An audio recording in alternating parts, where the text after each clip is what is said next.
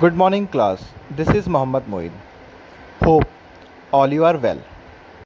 Today we have to discuss about the mode of the data. In the previous lectures we have discussed about mean and then median of the data.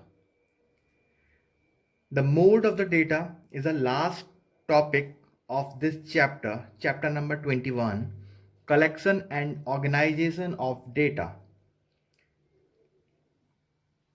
So today we have discussed the last topic of this chapter, that is mode of the data. तो how to find the mode of the data, कैसे find out करते हैं, तो उसी को समझेंगे आप.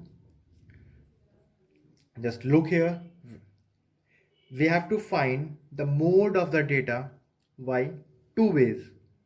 First, when the data is given to you in ungrouped form, and second we have to find by empirical formula. So there are the two methods, two ways to find the mode of the data. Number one, by for the ungrouped data, and the second for the data is given in a tabular form and you have to find by empirical formula. तो let's start. कैसे करना है देख लेते हैं. Suppose we having some data is given in ungrouped form, in raw form. मैं कुछ data write कर लेता हूँ. Just look here very clearly.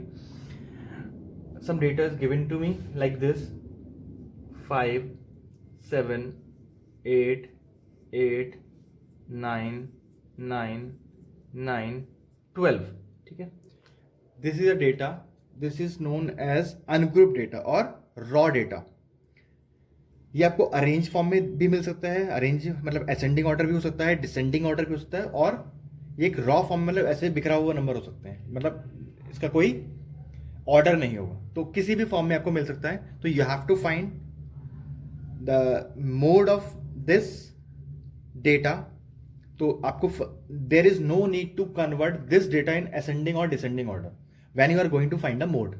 First thing is that if you are going to arrange, अगर आप अरेंज कर लेते हैं तब भी आपका आंसर आ जाएगा. असेंडिंग में कर लें, डिसेंडिंग में कर लें, नो प्रॉब्लम. अगर आप अरेंज नहीं करते हैं तब भी आपका आंसर बहुत ईजिली आ जाएगा.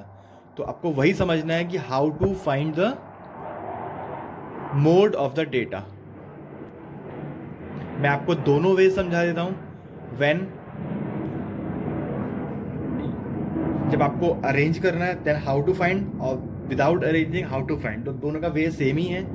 तो मुझे नहीं लगता इसमें अरेंज करने की नीड होगी आपको. You just directly find the mode of this data. तो मोड क्या होता है? The number which comes higher times, या कह सकते हैं the number which having higher frequency which comes maximum times. जो नंबर सबसे ज्यादा बार आता है, या the number which having maximum frequency, या कह सकते हैं द ऑब्जर्वेशन. ऑब्जर्वेशन इन नंबर्स को बोलते हैं. 1, 2 ये ऑब्जर्वेशन हैं. 5 is observation, 7 is also observation, 8 is also observation, 9 is also observation, 12 is also observation. तो the mode is that the observation having maximum frequency, जब मैक्सिमम रिपीटेशंस, जो मैक्सिमम टाइम्स आता है, that is known as mode of the data. अब now in this question you have seen कि 5 1 time आया है, 7 1 time, 8 2 times, 9 3 times and 12 1 times. तो it means in this question, in this data, the mode of the data is 9. Why 9? Because 9 comes maximum times. ठीक है. तो ये हो गया इसका मोड. तो which the observation which having maximum frequency is known as the mode of the data. हम इसको टेबुलर फॉर्म में भी राइट कर सकते हैं, और हमें उस फॉर्म में गिवन भी हो सकता है. टेबुलर फॉर्म मतलब एक टेबल के फॉर्म में होता, वो अनग्रुप डेटा ही है, बट टेबुलर फॉर्म में राइट कर सकते हैं. जस्ट सपोज ये नंबर है मेरे पास, 5 कम्स 1 टाइम, 7 कम्स 1 टाइम, ये हो गए नंबर्स या फिर मार्क्स जो भी हो सकते हैं, ये हो गया इसकी frequency. 8 2 times, 9 3 times and 12 1 time. Now you have seen कि मैक्सिमम नंबर में कौन सा है, 3 के सामने क्या लिखा है, 9। तो 9 comes maximum times, the observation 9 having maximum frequency, maximum repetitions, that's why the mode of this data is 9। ठीक है, तो this is a way for solving. ये आपकी टेबुलर फॉर्म हो सकती है, अगर इसको टेबल के फॉर्म में बना दें, ये टेबल बन गई, तो आप देख सकते हैं this number comes maximum times 3 times, तो this is a mode of the data. ठीक है, sometimes in one observation, in one data, more than one modes can be, इसमें एक से ज्यादा भी हो सकते हैं। ठीक है, कैसे होते हैं, just look here, suppose a data is given to you 2 2 3 3 3 9 9 12 12 13 ले लेते हैं, 13 15 16 18 20 20 20 20। ठीक है, now look here, if you are saying कि how many times the numbers will come, तो इसमें देखेंगे which having a maximum frequency या which having a maximum, which number having comes maximum times, the occurrence of most, that observation is known as the mode। जैसा कि मैंने बताया कि a number having more than one mode, तो अगर आप देखेंगे ये नंबर जो है मैक्सिमम टाइम्स आया 3 टाइम्स, और भी कोई नंबर अगर मैक्सिमम टाइम्स है, ये भी आगे देखिए मैक्सिमम टाइम। तो here in this question the mode is 20। 20 क्यों, कि 20 सबसे ज़्यादा बार आया 4 टाइम्स और ये 3 टाइम्स, तो ये कम रह गया, ये ज़्यादा आ गया। अगर suppose same data is given to you, यही डेटा आपको गिवन है और 20 भी 3 टाइम्स आया है, ठीक है, ये भी 3 टाइम्स आया है, इसको मैं इरेज कर देता हूँ। अब देखिए both the numbers comes 3 times, तो in this question, in this data, the mode of this data is 3 and 20, तो both the numbers having the mode. ठीक है, दोनों ही नंबर मोड हो सकते हैं। एक और एग्जांपल दे रहा हूं, 2 2 3 3 4 4 5 5। अब देखिए all the numbers comes 2 2 times, तो in this question the mode of this data is 2 3 4 5। तो इसमें सारे ही नंबर मोड हो गए। सारे ही नंबर मोड क्यों हो गए, कि because all the numbers come equal times, सारे ही नंबर इक्वल टाइम्स आए हैं। ठीक है, ध्यान रहेगा। तो a number having one mod और मोर देन वन मोड। अब एक आपको एग्जांपल ये समझाने जा रहे हैं, इसको ध्यान से समझना, कि when all the numbers come only one time. देख रहे हैं आप लोग कि सारे ही नंबर इसमें एक एक बार आए हैं। जैसे इससे पहले वाले एग्जांपल में all the numbers come 2 2 times, तो सारे ही नंबर इक्वल टाइम्स है, equal, all the numbers having equal observation, equal frequency, तो उससे क्या हुआ था, सारे ही मोड हो गए थे। अब इन दिस क्वेश्चन इसमें भी ऐसा ही हो रहा है, सारे क्वेश्चन, सारे ही नंबर्स, सारे ही फ्रीक्वेंसी कितनी बार आ रहे हैं, 1 1 टाइम आ रहे हैं। तो इसका मतलब ये हुआ कि सारे ही नंबर मोड होना चाहिए। नो, बट ऐसा नहीं होता है। When all the numbers come 1 1 1 time, मतलब 1 टाइम ओनली, तो उस वो मोड नहीं होता है। मोड का मतलब समझ लेते हैं क्या होता है। If the number, if the occurrence of any number, any observation 2 और मोर, 2 या 2 से ज्यादा होने पर ही मोड होता है उसके अंदर। अगर 2 से ज्यादा होने नहीं होगा तो उसमें हम उसको मोड एज्यूम नहीं करते हैं इसमें। ठीक है, इस केस में। But when we are going to find by empirical formula, तब वो फाइंड आउट हो जाता है, बट इस केस में हम नहीं मानते हैं।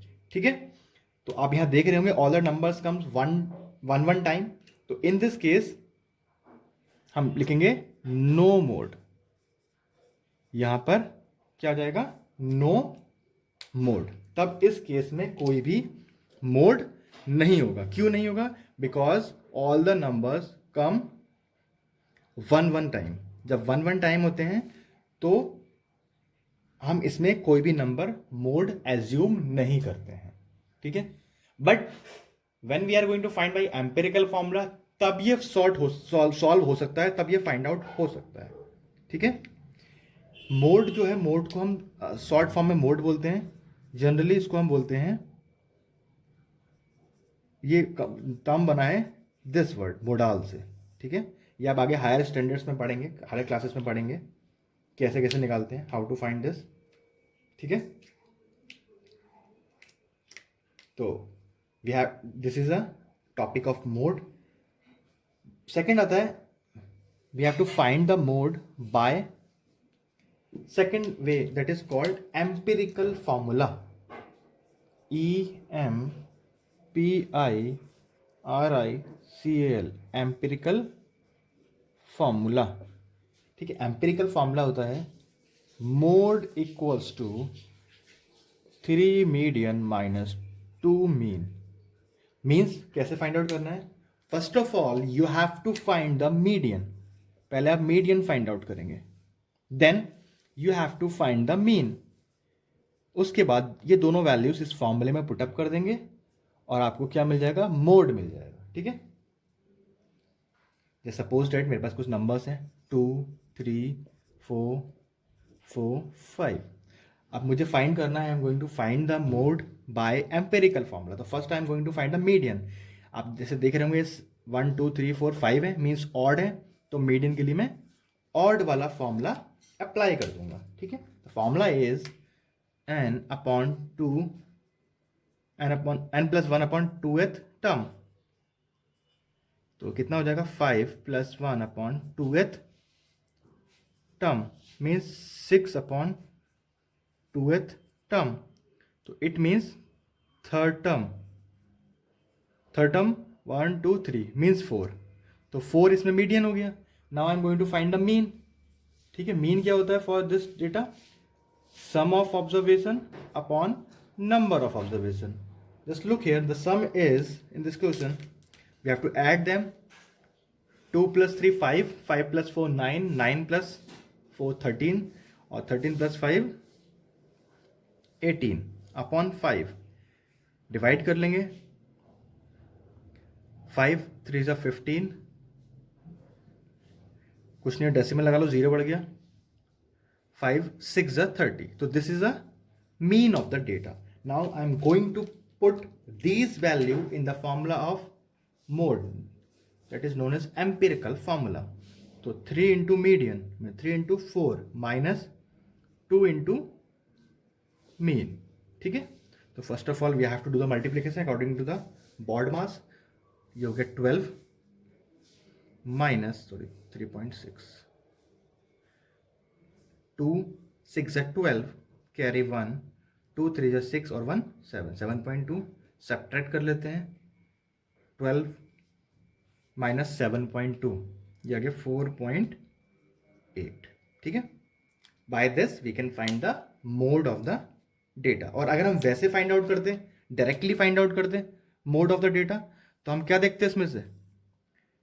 The occurrence of, the maximum occurrence of या मैक्सिमम फ्रीक्वेंसी ऑफ ऑब्जर्वेशन। तो अकॉर्डिंग टू दिस हमारा आंसर इसमें से आता 4 और यहाँ पर आंसर आ रहा है 4.8। तो ये आपस में वरी कर सकते हैं, तो नो प्रॉब्लम। मतलब फॉर्मूला चेंज है, इस वजह से थोड़ी वैल्यू चेंज हो सकती है, ठीक है।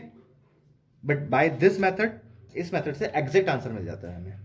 इससे हम एक एज्यूम, मतलब एक अप्रॉक्सीमेटली आंसर लिख देते हैं, ठीक है। तो this is a way to find the mode of the data. You can find the mode of the data by this method only. इस तरीके से आप मोड फाइंड आउट कर सकते हैं। तो you have to do the examples of this chapter and